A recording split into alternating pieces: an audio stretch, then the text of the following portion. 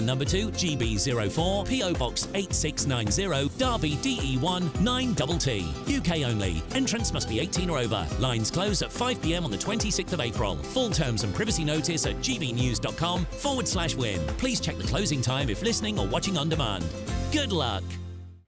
2024, a battleground year. The year the nation decides. As the parties gear up their campaigns for the next general election. Who will be left standing when the British people make one of the biggest decisions of their lives? Who will rise? And who will fall? Let's find out together. For every moment, the highs, the lows, the twists and turns. We'll be with you for every step of this journey. In 2024, GB News is Britain's election channel. Join me, Camilla Tominey, every Sunday at 9:30 when I'll be interviewing the key players in British politics and taking them to task. This report basically says that he's not fit to stand trial. With an upcoming election looming over Westminster, now is the time for clear, honest answers. I agree. And that's precisely what I'll get. Is he indecisive? Incompetent? That's the Camilla Tominey Show at 9:30 every Sunday on GB News, the People's Channel, Britain's election channel. I'm Patrick Christie's. Every weeknight from 9, I bring you 2 hours of unmissable, explosive debate and headline-grabbing interviews. What impact has that had? We got death threats and the bomb threat and so on. Our job is to do what's in the best interest of our country. You made my argument for me. My guest and I tackle the issues that really matter, with a sharp take on every story. I'm hearing it up and down the country. That was a beginning, not an end. Patrick Christie's tonight from 9 p.m. only on GB News, Britain's news channel. GB News is the home of free speech. We were created to champion it, and we deliver it day in, day out. Free speech allows us all to explore and debate openly the issues most important to us, our families, and of course, the British people. Having challenging conversations to enlighten each other. Which is why we hear all sides of the argument. We are the People's Channel. We will always stand by the freedom to express yourself. On TV, radio and online. This is GB News, Britain's news channel.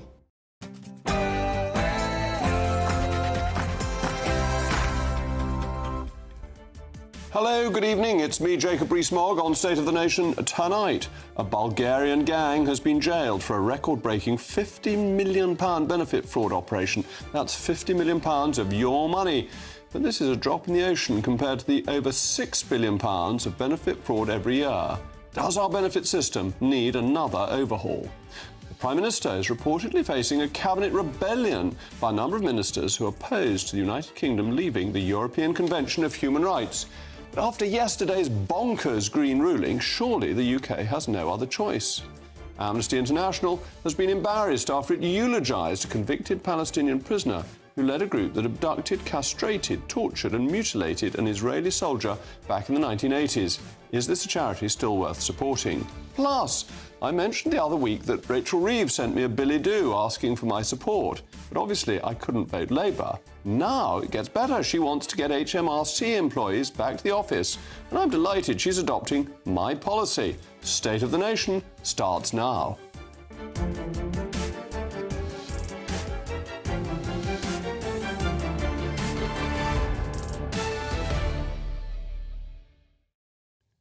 I'll also be joined by my most pugnacious panel, former editor of The Sun, Kelvin Mackenzie, and the historian and broadcaster, Tessa Dunlop. As always, as you know, I want to hear from you. It's a crucial part of the programme. Email me, mailmog@gbnews.com. But now it's your favourite part of the day, the news with Polly Middlehurst.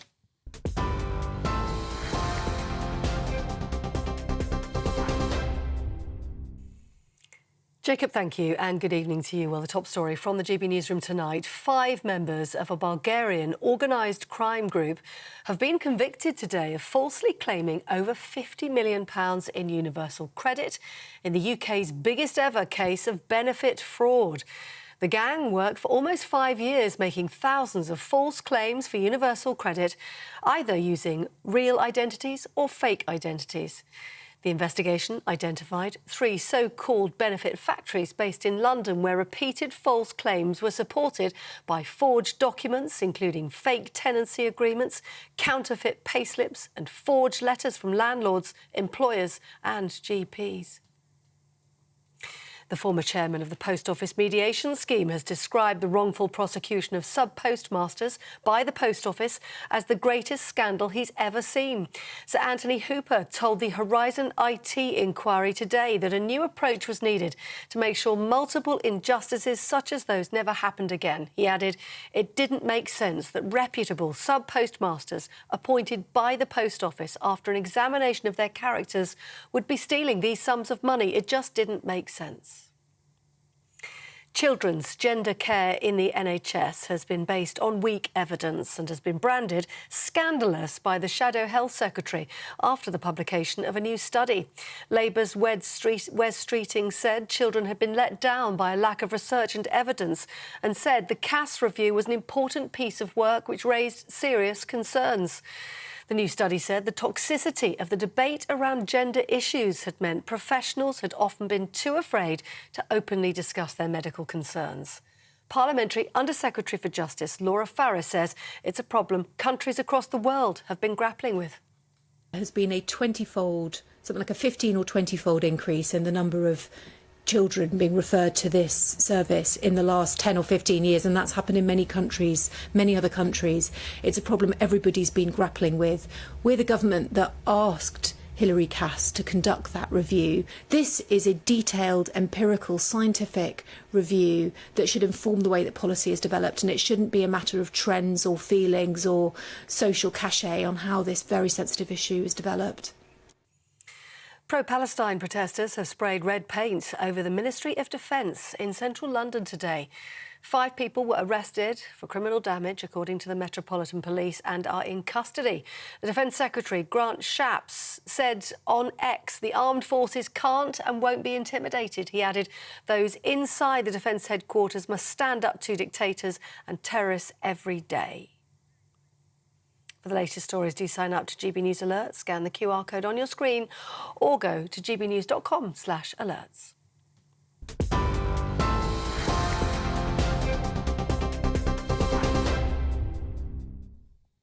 The United Kingdom's benefit system is losing billions of pounds of taxpayers' money, your money, to fraud. 5 Bulgarian nationals have pleaded guilty to defrauding the taxpayer of more than £50 million. The 5 were members of an organised crime gang which filed thousands of universal credit claims between 2016 and 2021. Thankfully, they are all now facing years in prison in what is one of Britain's biggest cases of benefit fraud. But this case points to much broader problems with our system. Although the problem of fraud itself is important, the Department of Work and Pension estimates that the taxpayer was defrauded of about £7 billion in the financial year to 2023. And for context, if we got rid of that fraud, that would be enough to get rid of inheritance tax. But the problem with our system goes way beyond this. The deeper problem is simply how many people are out of work. There are currently 5.6 million working-age adults on out-of-work benefits. The majority of them are claiming universal credit, about 3.8 million people. The other major component is those claiming incapacity benefits, of whom there are about 2.4 million. The universal credit was intended to ensure that work always pays, but swathes of the country are economically inactive and claiming this benefit. For example, around a fifth of working-age adults are on out-of-work benefits in Manchester, Glasgow, Liverpool and Birmingham, while in Blackpool it's as high as a quarter. And this undermines the whole purpose of the universal credit. Then we go on to incapacity benefits. The 2.4 million is expected to rise to 3.4 million by the end of a decade. Claims are up by 630,000 since before the pandemic, partly because of the large increase in those suffering from mental health issues. This costs you a fortune, £260 billion a year, and is growing. That's about 20% of all public expenditure, which falls on rich and poor taxpayers alike. And it's the failure to incentivise people to work that then allows it to become a lifestyle choice paid for by others that seems to me to be the problem. Reform is essential, and as I said, fraud is important. It's actually a relatively small percentage of the total problem. Only if we get these costs down, reduce that £260 billion, can we afford to cut taxes, unleash Britain's latent growth and innovation, and increase the size of the pie, as Margaret Thatcher used to put it, for everyone. More pie all round.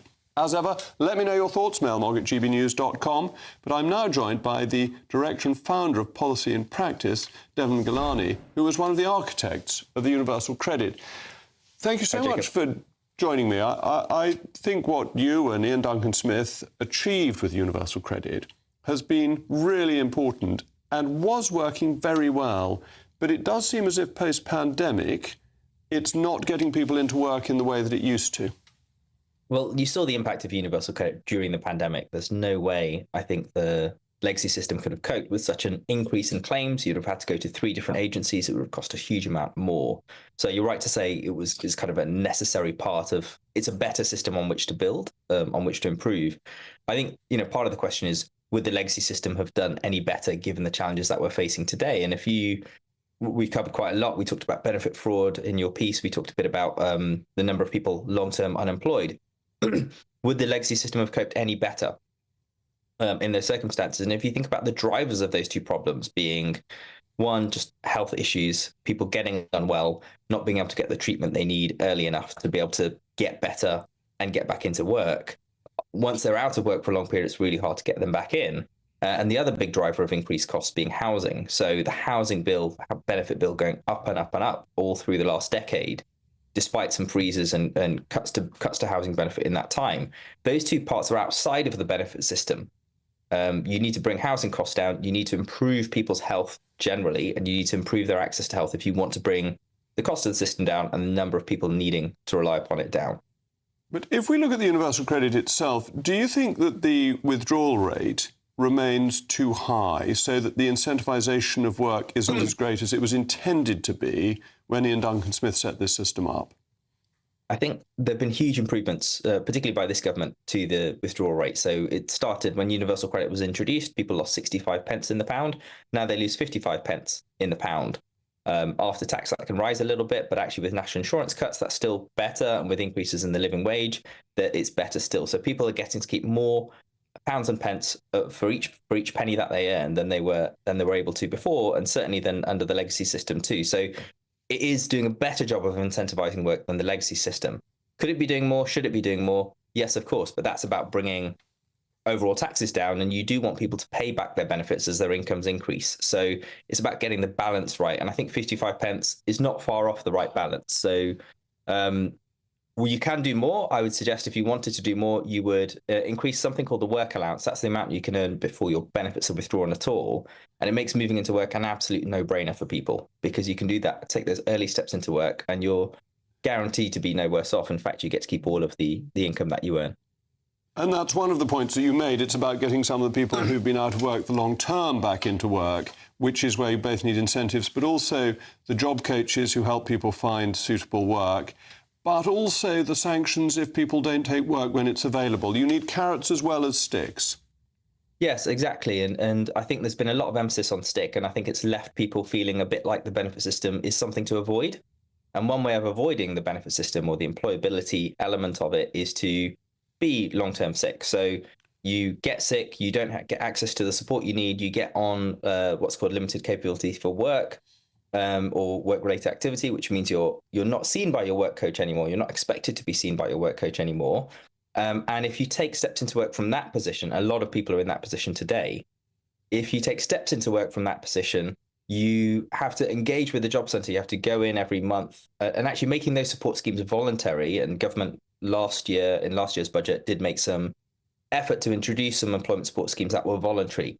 Take your steps back into work if you want to, and it'll be kind of slightly more on your own terms.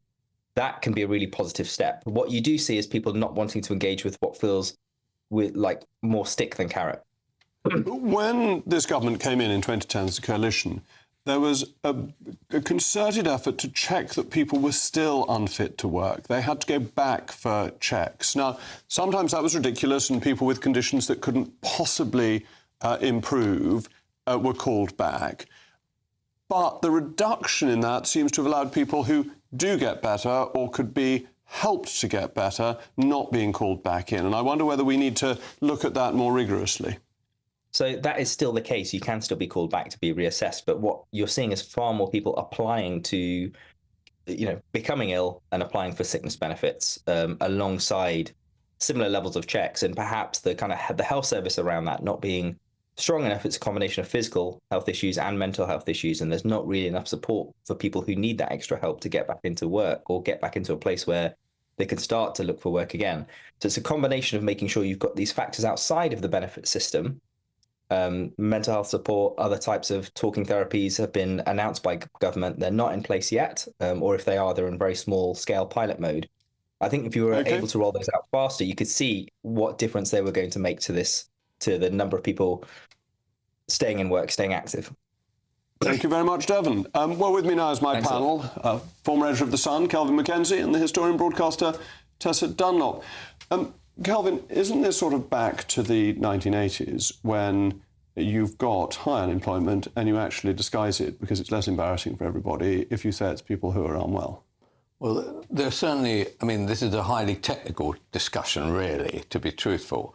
But the reality of it is that there has been an explosion in mental health issues being used by people as a form of not having to go through the rigours of simply being unemployed. Now, the question is there an explosion in mental health issues? A. And secondly, if there is, how on earth are we going to afford it?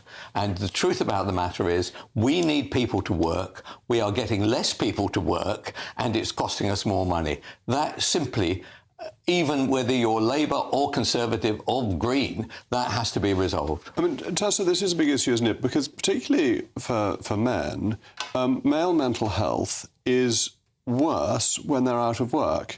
And therefore, if they're out of work, then their mental health is likely to be worse. And then if you're giving them benefits... I wasn't aware. There are very good statistics on this. I wasn't aware that impacted men. More than, as I understand it, more than women, or certainly in the reports I've seen. I expect they're more isolated, because women tend to be better communicators. We speak more words. Something like staggering. Women speak 7,000 words a day to men's 2,000 words a day. Well, 27,000 in your case. Thank you very much, Calvin. Nice to see you after Easter. Hope you had a good one. There's so many worrying things on this, and it's actually the chicken and the egg. And Devon, I thought, elucidated the issues very well. It is hugely complex. And I heard you there try and get your little stick in. Oh, a bit more stick. You know, I could see the angle you were coming from, Jacob. But the truth is, you can't beat a dog when it's down.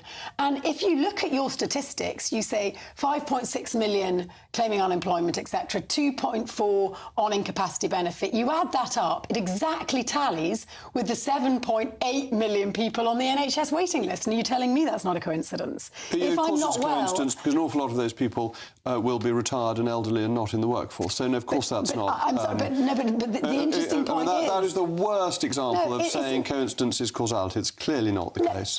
OK, some are elderly, although... Huge numbers will be elderly. Your work and pensions man is desperate older. To get people over 50 back into work, to incentivise them back into work. And if you look at the numbers of people waiting for a hip or a knee or goodness knows what, you cannot function if you are not well, or you don't function as well. And the other thing that I took issue with, you said it was a choice, that then it becomes, when we live on benefits, it becomes a lifestyle choice. I mean, Jacob, you wouldn't be able to fathom what it was like to live on benefits. The idea that one might choose that lifestyle, you get stuck in it, I agree, but it's not a choice. With these numbers and with the high levels of immigration, what's the argument we get for migration is that British people won't do the jobs. And the reason they won't do the jobs is they don't have the economic necessity to. Or they don't have the skill set, or they don't have the mental health, or that's not where their roots and their connections and their home is. The mental health is a proportion of it, but you're talking about 5.6 million on out-of-work benefits, of whom 3.8 million are fit for work. So there's a very large number who are not working, who are fit for work. OK, I'm going to give you an example. There's been a terrible television recession. Despite the success of GB News, television has had a terrible recession with over half of producers and directors out of work. One of the best Emmy Award-winning directors I know spent 3 months out of work. Is he allowed, having paid taxes all his life, to claim unemployment benefit for a couple of months? Or does he go and strawberry pick? No, it's not strawberry season yet. Well, he actually wouldn't be able to claim because he'd have too much. He'd have too many assets, unless. Well, actually, that's not true. He has too many children. He doesn't have that many assets. But it's a legitimate case. In my own family, in the television business, two have lost their jobs and are struggling to find it. So are they allowed to claim, or do you then say go and become an Uber driver, forget being a director? At the moment, they're still looking for work within their own industry. But the truth about the matter is the television business and all media businesses, I don't expect the viewers to start dropping a tear about this, are in the most terrible, terrible time. But isn't the reality of it that there is plenty of money to be made not plenty of money. There is money to be made by not going through the state system, so that you can claim your benefits, and at the same time you can be cash in hand. That has been going on for donkey's years. What we have layered on top of this is now sickness. Oh, that's a better way of doing it. All right, well, we're going to have to move on, but thank you to my panel. Coming up, the Prime Minister is facing a cabinet revolt over the question of leaving the European Convention on Human Rights. Oh, and it seems Rachel Reeves is still trying to convince me to vote Labour.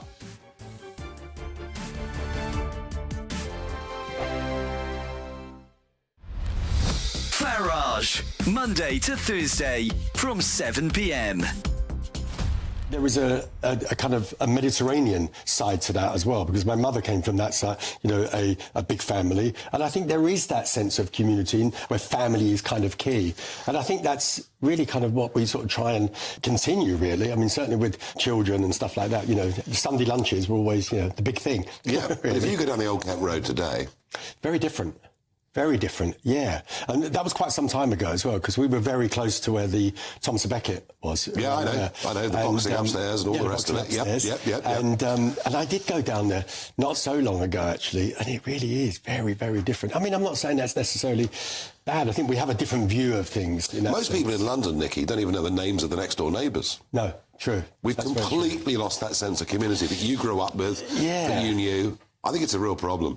Yeah, I mean, I have to say sometimes I'm a bit guilty of it where I am now as well. You live in big houses, and I do see my neighbours, but, you know, it's not quite the same as it was back. Now, I guess from that background, you were a teenager, you want to become a hairdresser. Yeah, that must have been quite a difficult call. Yeah, that one was a really good call. My dad went, oh, God, what? I mean, it was just very funny. And certainly from the point of view of, you know, this was the early 70s. And so it wasn't really the kind of the choice of most people would do. No, but you did. Why? I don't know, actually. I mean, I went to a grammar school, and I didn't do as well in the final exams, and I was kind of forced into sort of leaving. And you suddenly go, ooh, no idea what to do here, really. Yeah. But the idea of doing something in fashion, and, you know, I really kind of... I know that I was given some really good advice, actually, by somebody that said, just start at the bottom. Don't necessarily go to, you know, college or whatever. Not that there may not be anything wrong with those, but just start at the bottom, go to the best place you can and start sweeping the floor. I'm Andrew Doyle. Join me at 7 o'clock every Sunday night for Free Speech Nation, the show where I tackle the week's biggest stories in politics and current affairs with the help of my 2 comedian panellists and a variety of special guests. Free Speech Nation, Sunday nights from 7 on GB News, the People's Channel, Britain's news channel. Every Sunday from 11, join Michael Portillo. There will be topical discussion, looking at the week before and the week to come. So kick back and relax at 11 a.m. on Sundays on GB News with me, Michael Portillo. GB News, the People's Channel, Britain's news channel.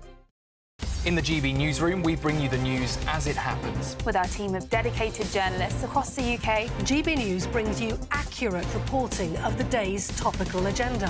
When the news breaks, wherever and whenever it's happening, we'll be there. This is GB News, the People's Channel, Britain's news channel.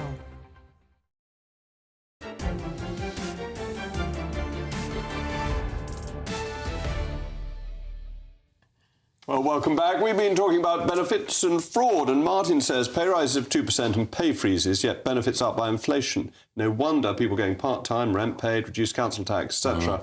Payments, reduced broadband, free dental, etc., etc. Why on earth work on minimum wage full-time? And Jim says, do you think a mandatory ID card would stop some of the fraud you've been talking about? No, I don't, because if they're fraudsters, they'd forge the ID cards. It would only be a bore for the innocent. After 2 years, there are still no flights to Rwanda. Illegal migrants flood into the country. Yet, it's not the government, but the European Court of Human Rights stalling these flights. How can it be that the will of an elected government is being thwarted by an unelected body? It is simply absurd, and the further overreach shown by the European Court on green issues is additional evidence that we must leave the Convention and the Court's jurisdiction. The Prime Minister has hinted at doing exactly this, but apparently faces opposition from his cabinet. He ought to overrule them so that he can deliver what the British people want. Well, my panel is still with me, Tessa Dunlop and Kelvin Mackenzie. Tessa, the British people want illegal migration stopped, Parliament wants it stopped, and the European Court has batty views on green issues and likes illegal migration. Isn't it time we pulled out?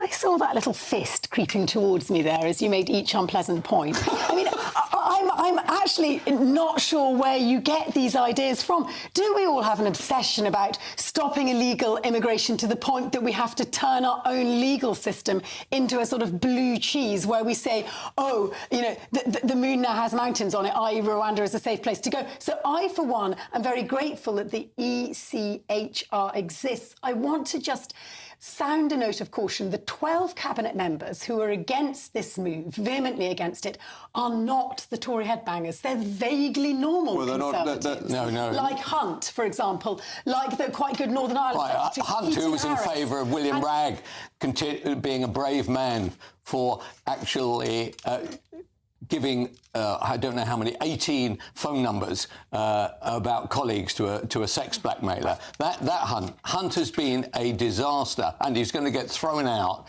at Ash and Godalming come November, and I'll be delighted. No, I'm just responding to your sense that he was a good guy. He's not a good guy. Which country was the first nation in 1951 to ratify the European Convention of Human Rights? We didn't ratify it on the basis of it being a living document. Right. And it's been a complete... The United Kingdom was the first. But you said it's our legal system. No, it's not. This is an add-on to our legal system of a novel kind that was made worse by the Human Rights Act of Tony Blair, and it's undermining the common law and the basic constitutional principle of the sovereignty of Parliament. This was a court introduced to oversee the Convention of Human Rights, which we deemed a necessity. Even there was talk about it during the latter stages of the Second World War. And if we leave, we align ourselves with Russia and Belarus. We undermine the Good Friday Agreement. We undermine the hard-fought EU-UK trade agreement. And we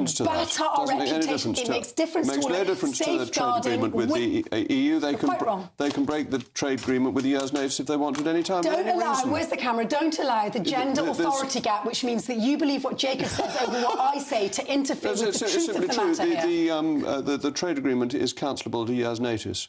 They can do that if they want to. The safeguards for the Good Friday Agreement? The safeguards? Hasn't Brexit done enough damage already? The safeguards relate to Northern Ireland, and they have been brought into law for Northern Ireland. That safeguard has been delivered on under the Good Friday Agreement. You and I both know. There's an excellent report by the Centre for Brexit Research that points this all out and is well worth reading rather than regurgitating these bogus points about the Good Friday Agreement, which is simply inaccurate. Was that the Brexit think tank that told us Brexit was going to be a good idea and grow the economy? It's a new Brexit think tank. I think we just need to hold firm here, because we don't want to further batter our international reputation for cooperation, Come on, Jacob. Putin's sitting there, terrified. He's got to sleep. Join him around the table. The reality of it all is that, unfortunately, what's going to happen is that Rishi, as with most other things, is going to talk a rather good game and actually do nothing about it. And if he includes it in the manifesto, it'll disappear into thin air. I'm afraid it was a nice thing to say for an interview for somebody starting a podcast, which is where he disclosed it the other day. He's never going to do it. And as for Hunt and Co., if they all wanted to quit the cabinet, it would be the best thing that could happen to the Conservatives right now. So I don't admire Rishi for saying it. I would admire Rishi for doing it. And if the cabinet don't agree with him, then I'm afraid that the numbers, which I think are now something below 150 MPs at the next election, look as though they'll be beneath 100. So Rishi, here's your chance. If you want to have any chance at all, do it. Don't keep talking about it. And Kelvin's basically right, isn't he, that if you look at what's happening politically, the country and other countries want Conservative solutions. And if there are 12 cabinet ministers offering Lib Dem solutions, then that's not going to do the Conservatives any favours at all. Well, look what's happened in Poland with Tusk now in charge. It's not true that every single country is veering towards the right. Some are. Macron's still in power Tusk in is France. an exception. Olaf in Germany. I'm so sorry, I've just named three. And Tusk, well, Macron's been moving desperately to the right to catch up. He can't move fast enough. And he's had a big row with the European Union over farmers and got the European Union to abandon its green policies to support his farmers, to stop them rioting. Right, I'm not suggesting for one moment that France is a paragon of virtue, but to suggest, actually, that we have to all become semi-headbangers like your fine self. You're so delightful until I get you onto political subjects. We have to reassert parliamentary sovereignty and the power of voters against the power of the unelected left-wing elite. For those people who have not been obsessively watching the television news, what's triggered this is a ruling that our governments are culpable for climate change and for not protecting us from the worst aspects of climate change. And you just need to look and see what's happening in Russia at the moment. And it was one of the things that devalues. It's one of the things that devalues the court. We've seen enough problems. I would like our country to be able specifically to say, we do not want these people here. We're going to send them to Rwanda and find out if they are, in fact, able to come here. And I do not want anybody, whether it's ECHR or any other kind of court or any other kind of people, to tell us, no, you can't do that. And why on earth would you be in favour of this outside body telling you what to do? Tessa, I know you. Nobody, a traffic warden can't tell you what to do. God knows why you believe ECHR. You don't believe in collaboration. Prove it on this panel. All right, well, thank you to Tessa and Calvin. Coming up next, Amnesty International has disgraced itself as it eulogises a man who led a Palestinian group that mutilated an Israeli soldier. Plus, I'll be revealing if Rachel Reeves has convinced me to vote Labour or not. That won't be much of a reveal, will it?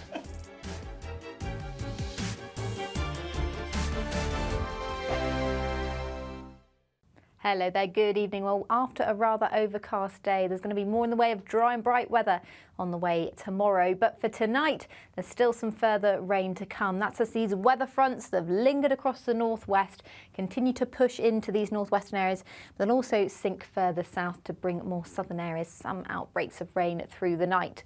So it will stay fairly cloudy with drizzly rain continuing across northern Scotland, but this main rain band actually sinks further south into parts of Wales, the Midlands, and then it sits across the south coast by tomorrow morning. It's a much weaker feature, but it will bring a lot of cloud to these areas.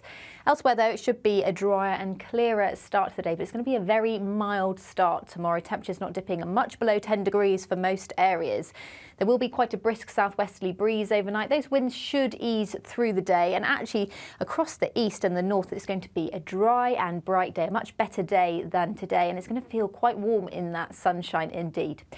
A different story, though, across the south and west in particular, where the cloud will linger for much of the day. We could see some drizzly outbreaks of rain, particularly across the coast and over the high ground. Now for Friday, the rain returns into the northwest. In Northern Ireland, much of western Scotland will see another fairly wet day, but the rain will be much more limited compared to today. So I think many eastern areas, even of Scotland, should get away with a fairly dry day. And across the south, well, it looks like it should be staying fairly dry as well. Temperatures still on the milder side of things for the time of year. Into the weekend, it's a similar story as well. GB News is the home of free speech. We were created to champion it, and we deliver it day in, day out. Free speech allows us all to explore and debate openly the issues most important to us, our families, and of course, the British people. Having challenging conversations to enlighten each other. Which is why we hear all sides of the argument. We are the People's Channel. We will always stand by the freedom to express yourself. On TV, radio and online. This is GB News, Britain's news channel. Are the newspapers getting you down? My wife didn't divorce me that month. Struggling to separate the wheat from the chaff? I know that it's a bit of a circus at the best of times. Well, don't worry. Headliners has got you covered. We'll take the burden of reading the day's news, and if we get depressed, who cares? It's an occupational hazard, frankly. That's Headliners on GB News from 11 p.m. till midnight, and the following morning, 5 till 6 a.m. on GB News, the comedy channel. Nah, just kidding. Britain's news channel. I'm Christopher Hope. And I'm Gloria Di Piero, bringing you PMQ's Live here on GB News. Whenever Parliament is in session on a Wednesday at midday, we'll bring you live coverage of Prime Minister's questions. We'll be asking our viewers and listeners to submit the questions that they would like to put to the Prime Minister, and we'll put that to our panel of top politicians in our Westminster studio. That's PMQ's Live here on GB News, Britain's election channel.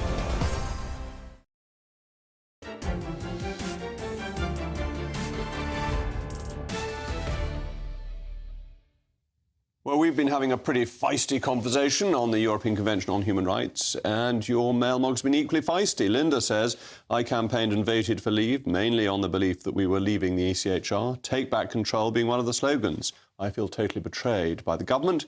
And Josie says, maybe the UK and the EU ought to invoke Article 15, allows contracting states to derogate from certain rights guaranteed by the Convention in a time of war or other public emergency threatening the life of the nation. Well, the nation being undermined by left-wing jurisprudence.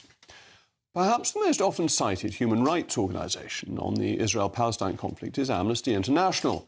It has mastered the art of appearing to be a neutral body purely interested in the well-being of all. However, Amnesty has once again tarnished its reputation, although it hasn't yet stopped official bodies quoting it as an authoritative source. It's worth remembering that Amnesty decided that Alexei Navalny was not a prisoner of conscience because he made, quote, discriminatory statements before it made a humiliating U-turn. Amnesty is back with another blunder. Today, it released a statement saying the death in custody of Walid Daqqa, 62-year-old Palestinian writer, who was the longest-serving Palestinian prisoner in Israeli jails after 38 years of imprisonment, is a cruel reminder of Israel's disregard for Palestinians' right to life. But this was a man who was a leader of a Palestinian Marxist group that kidnapped, mutilated, tortured, and then shot in the head a 19-year-old Israeli soldier in the 1980s. It really does beg the question if Amnesty really cares for human rights at all. Well, I'm very pleased to be joined by a friend of the programme, regular contributor and human rights campaigner, Peter Tatchell. Peter, thank you very much for joining me. This man was found guilty of being associated with, not being directly implicated, but associated with a group that carried out a brutal torture and murder. He was sent to prison for that. He received medical treatment whilst in prison and died in prison. Surely Amnesty is overstating the case in what it said. Well, the facts of the case are that Walid was convicted of commanding a group that did that terrible atrocity, which I absolutely condemn. Moshe Taman was a soldier.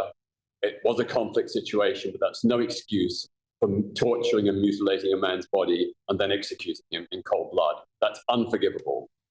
But it's very clear from Walid's own testimony that he has very strenuously denied that he did command that group. He had nothing to do with the killing whatsoever. The Israeli authorities were not able to absolutely prove that he did command that group. He's always denied that. In those circumstances, you have to look at his trial. His trial was not under normal Israeli jurisprudence. It was under British emergency legislation from the 1940s, which has a quite low standard of proof. So it's not beyond reasonable doubt. It's where there's circumstantial evidence. And I think on those grounds, we can dispute whether he was guilty or not, but he did serve his sentence. He did serve his 37-year sentence in prison. He paid his price.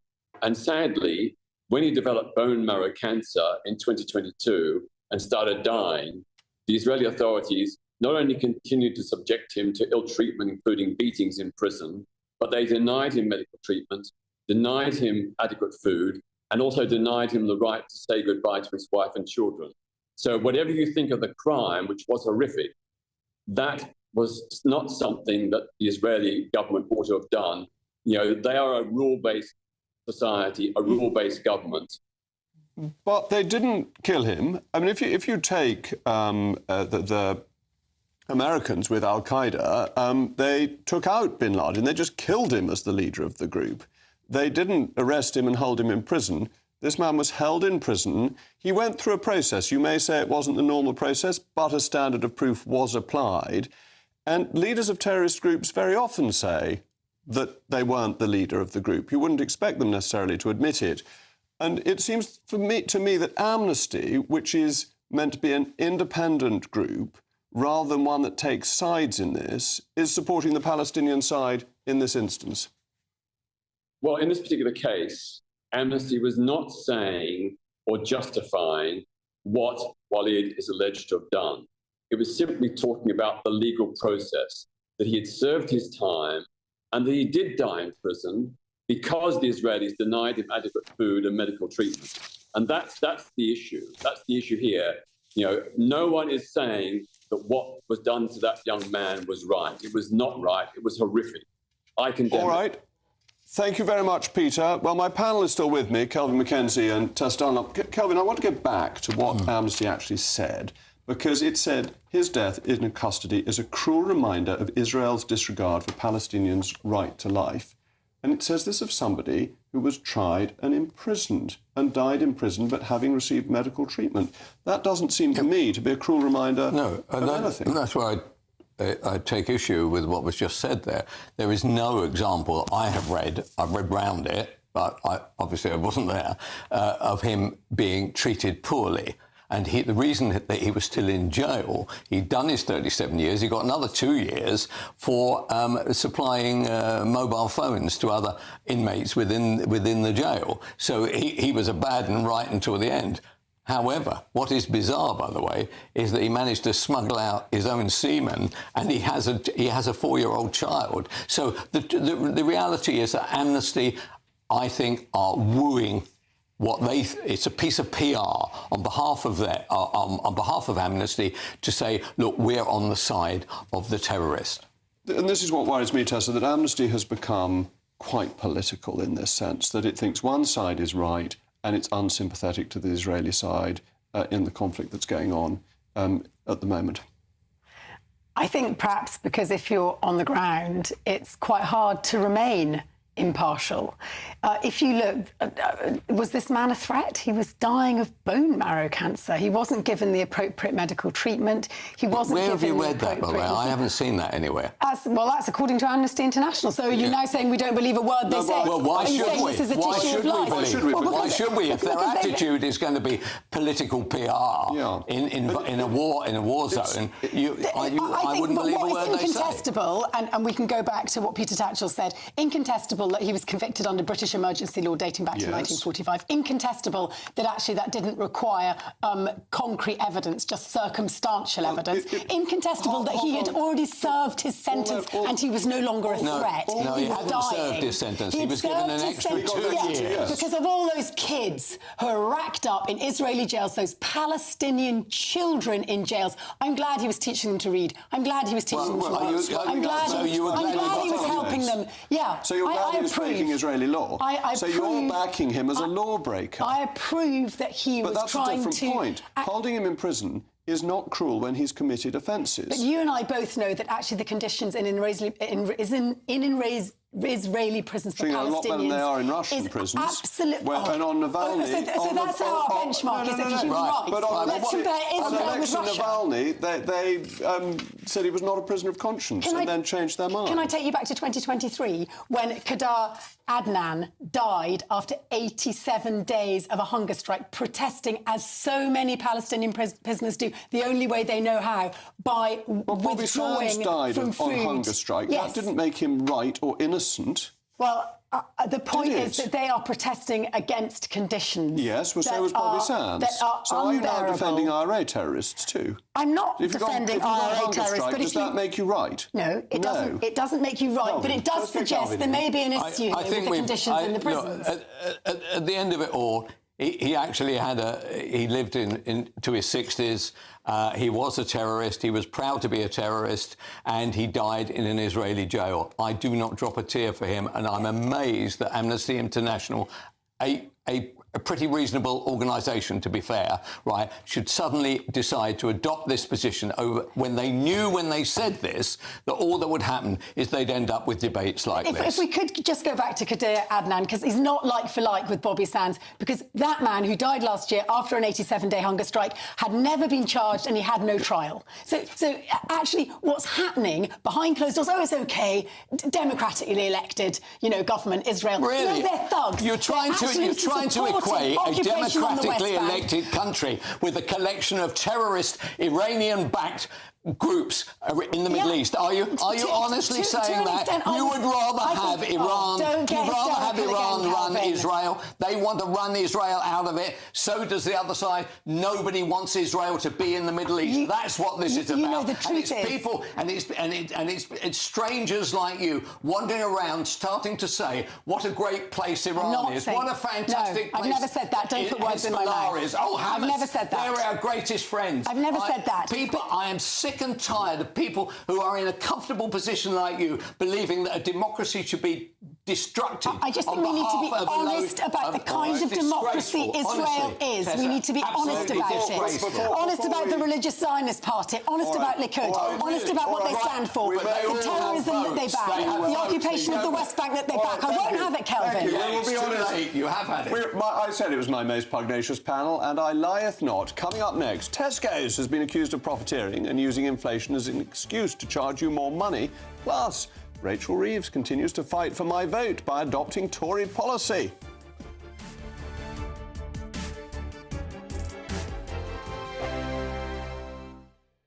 This is GB News, Britain's news channel. Let's see what you've been saying at home. You're very vexed about these China cyber attacks. Colin says, what the hell is our Secret Service doing? They've only just realised what China's up to. You just couldn't make it up. We could have told you. We knew. We're not surprised. So Colin, we agree with you. Quite why it's taken GCHQ or MI6 or whoever it is, MI5. It'd be MI5 to know what's going on. And Rod has said, thank you, Rod, if you know how you vote, if they know how you vote, coupled with mass data held also on you, do you not believe they can influence your decision-making process in any way? They won't know. I'm not sure they know how you vote because that's not on record anyway, is it? It is not. And Ken says these are only able to be carried out because of computers, internet, mobile phones, etc. It seems to me that these inventions are ruining our lives and therefore we were much safer and much happier without these inventions. There is a school of thought that would agree with that, Ken, very much so. I sort of often think it myself, really. Me too. The dark web. I mean, how many people have been murdered because of the dark web? You do wonder as well. Brianna Jai. Yeah, you do wonder. I look at my kids' generation and I wonder whether they will grow up and have a complete rejection of all of this and they will just say enough because they will think we were all insane for having become so addicted to our phones. I wonder whether, as generation after generation do, they will reject it. Wayne, blame Western governments for the rise of China. People were saying this 10 years ago and every country ignored it. That is a really good point, Wayne, because we've taken Chinese investment and obviously our houses are full of items we bought from made in China. And if you remember as well, we had to get them out of the 5G. Huawei. We did. Get them out, literally extricate them from that was at least one thing I think they did quite well. Yeah. And Jan says if they've seen the electoral roll, what else have they been looking at? That's the threat to our democracy. They never do things by halves. I'm much more worried about my own government looking at what I do online, to be fair. I want to say, go back, we said before, the electoral roll is a public document which you can access if you go to your library. I'm Patrick Christie's. Every weeknight from 9, I bring you 2 hours of unmissable, explosive debate and headline-grabbing interviews. What impact has that had? We got death threats and the bomb threat and so on. Our job is to do what's in the best interest of our country. You made my argument for me. My guest and I tackle the issues that really matter, with a sharp take on every story. I'm hearing it up and down the country. That was a beginning, not an end. Patrick Christie's tonight from 9 p.m. only on GB News, Britain's news channel. Join me, Camilla Tominey, every Sunday at 9:30 when I'll be interviewing the key players in British politics and taking them to task. This report basically says that he's not fit to stand trial. With an upcoming election looming over Westminster, now is the time for clear, honest answers. I agree. And that's precisely what I'll get. Is he indecisive? Incompetent? That's the Camilla Tominey Show at 9:30 every Sunday on GB News, the People's Channel, Britain's election channel.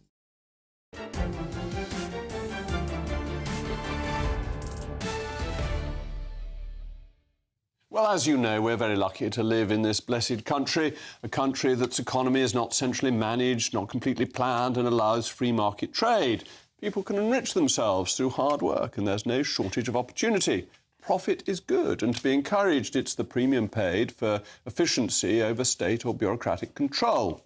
So Tesco's profit of £2.8 billion, which sounds enormous, doesn't show profiteering, but the competitiveness of the supermarket industry. It represents a margin of just over 4%.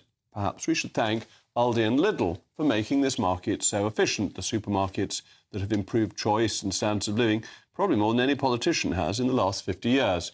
With me now is my panel. They've calmed down from the last segment, the former editor of The Sun, Kelvin Mackenzie, and the historian and broadcaster Tessa Dunlop. The profit motive is really very important, isn't it? And so you want them to be. And actually, one of the reasons why they've done well is because, and this is where capitalism has worked against people, is that both Asda and Morrison's are completely loaded down with debt through their private equity owners, a huge error when interest rates go like that. So they have done disastrously. Tesco's, not loaded down with debt, actually have done splendidly. I'm massively in favour of it. And having got a discount through the club card on buying some porridge the other day, I can say thanks very much. So we want our companies to make money. This is one of the great things. I was speaking to an American businessman the other day, and I said, "How's it going on over here?" And he said, "Fine." He said, "But the people are very nice." He said, "But nobody seems to talk about making money." We need to make money. And what's happened is that I think the left argument that in some way profits are bad has now become all pervasive. It is ridiculous. We need to have more Tesco's. To an extent, what does worry me, my father was a farmer, and he always said, the supermarkets in Britain squeeze the farmers till the pips squeak. That is true. And there is a cartel aspect to the way in which our supermarkets operate. And I think people smell something a bit unsavoury around that hike in profit. I mean, 159% hike in profit when we are just tailing out of a period of rampant inflation. Like, what has Tesco's been tricking us on? And unless we forget, they play dirty too. They're currently having to pay X million pounds because they've cribbed off Lidl, the logos, etc. So there's dirty games on. It's interesting that when I first heard this profit had gone up so much, I assumed it was that they jumped on the bandwagon of inflation pricing. But actually, a 4% net margin isn't that high. And if they were to pay more to farmers, they'd have to charge their customers more. So do you want higher prices for customers? I don't want higher prices for customers, but I do want healthy competition, and I do worry when Tesco's grows. Well, talking of healthy competition, there's healthy competition for my vote, because I recently revealed that Rachel Reeves had sent me a jolly letter, which included a heartwarming story about her mother's frugality as well as her time at the Bank of England. I explained I wasn't going to vote for the Labour Party as it would do so much damage to the country. But Rachel Reeves hasn't given up on earning my vote yet. Indeed, she's promised to get HMRC staff back to the office to boost customer service, which in my mind seems to be straight out of the Rees-Mogg playbook. As ever, the credit goes to our political editor, Christopher Hope. One of the reasons why we lose out on so much tax is that simple questions are not answered because the phone is not answered. My personal preference is to be in the office with colleagues. I find that I'm more productive, more efficient, able to talk to my colleagues, able to learn and interact. I think whether you work in the public or private sector, productivity is likely to be higher in most cases if you're in the office with colleagues. Yeah. Well, this is the most sensible thing I've ever heard Rachel Reeves say. We need people back in the office. It'll boost productivity. We do, and there is a contradiction at the heart of what's going on here, because Angela Rayner, we know, has been pushing for more flexible hours and for school pick-up to be factored into the working day, etc.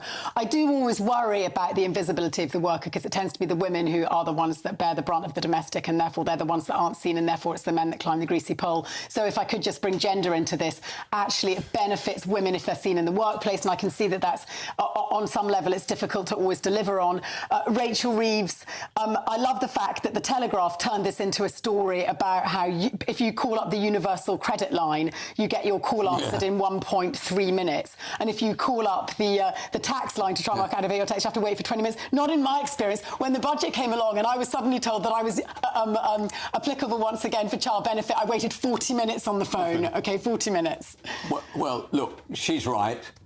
she's right that people should go to work, but actually all governments, Tory government as well, are now saying from day one you can go to your boss and say, I want flexible working, right? Which i.e. mean I want to work from home. Look, I understand the financial attraction for it. What I don't understand, you know, we are losing market share all over the world. We need people who are absolutely committed to work. The work-life balance thing, right, is a nice thing to say, but it is not going to pay... If you want the best, the truth is, while I don't think we should have flexible working days and you can be working from home every day, I do think if you want the best workers, you have to offer them I think this a is package, absolute nonsense. a two-way I think the package. best workers are driven and want to be in the office. But driven doesn't necessarily mean always working from the office. No, 2 or 3 days. Make millions at Goldman Sachs want to be in the office. That's how they make their money. Maybe at Goldman Sachs, you have to be the trading in the armpit thing and look like testosterone-fueled idiots. But actually, they are if you not look, one of the reasons they are brilliantly clever traders. Why not give them some credit? One of the why reasons, must everybody be an idiot? Why teachers are struggling to recruit sufficient numbers is because you have to be at the coalface in front of those kids day in, day out. There's been a shift. You don't have something called a pandemic and 3 lockdowns, was it, your government gifted us, without actually feeling the ramifications of that.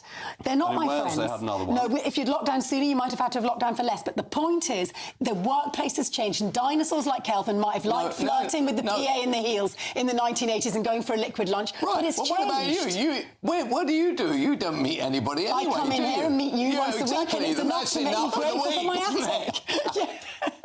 Well, I think that was a very good way of looking at it. Right, I'm so delighted we're winning converts to this idea. Perhaps you'll send letters to people saying, sorry not to have seen you at your desk, which I have a memory that somebody did not so long ago. Well, an Italian crisp manufacturer has sparked fury amongst Catholic TV viewers, or at least some of them, after an advert was broadcast depicting a Mother Superior replacing the Blessed Sacrament with their snack. The depiction has left many viewers... Oh, I can't hear. Oh, we just... Right, sorry about that. I thought we were going to hear what they were saying. The depiction has left many viewers a bit fried, leading Catholic campaign groups to accuse the outlet of resorting to blasphemy to increase its sales. It seems there are some snowflakes even within Holy Mother Church, and that they've neglected to remember that our benevolent and omnipotent God must have some sense of humour. He is, after all, from Somerset. If, on the other hand, I'm wrong, it's the makes of this advert rather than the potatoes that will fry in a specially demonic furnace. So no one on earth needs to worry unduly. The matter is in the hands of a higher and wiser authority.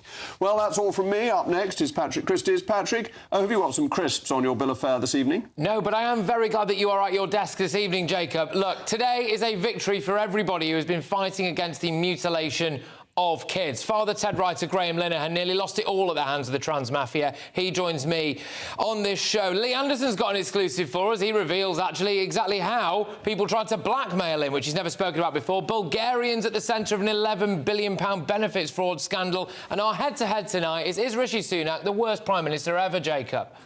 Oh, you can't possibly say that. He's a great man, and we'll be supporting him loyally in the run-up to the general election. It's a pity that Lee has left us. I'm sorry that he's been blackmailed. That will be an always exciting programme. I will be back tomorrow at 8 o'clock. I am Jacob Rees-Mogg. This has been State of the Nation, and you're about to get the weather. And I know that in Somerset, God's own county, it will be absolutely glorious, and no blasphemous crisps. A brighter outlook with Box Solar, sponsors of weather on GB News. Hello there, good evening. Well, after a rather overcast day, there's going to be more in the way of dry and bright weather on the way tomorrow. But for tonight, there's still some further rain to come. That's as these weather fronts that have lingered across the northwest continue to push into these northwestern areas, but then also sink further south to bring more southern areas some outbreaks of rain through the night. So it will stay fairly cloudy with drizzly rain continuing across northern Scotland, but this main rain band actually sinks further south into parts of Wales, the Midlands, and then it sits across across the south coast by tomorrow morning. It's a much weaker feature, but it will bring a lot of cloud to these areas. Elsewhere, though, it should be a drier and clearer start to the day, but it's going to be a very mild start tomorrow. Temperatures not dipping much below 10 degrees for most areas. There will be quite a brisk southwesterly breeze overnight. Those winds should ease through the day, and actually across the east and the north it's going to be a dry and bright day, a much better day than today, and it's going to feel quite warm in that sunshine indeed. A different story, though, across the south and west in particular, where the cloud will linger for much of the day. We could see some drizzly outbreaks of rain, particularly across the coast and over the high ground. Now for Friday, the rain returns into the northwest. In Northern Ireland, much of western Scotland will see another fairly wet day, but the rain will be much more limited compared to today. So I think many eastern areas, even of Scotland, should get away with a fairly dry day. And across the south, well, it looks like it should be staying fairly dry as well. Temperatures still on the milder side of things for the time of year. Into the weekend, it's a similar story as well. Looks like things are heating up. Boxed boilers, sponsors of weather on GB News.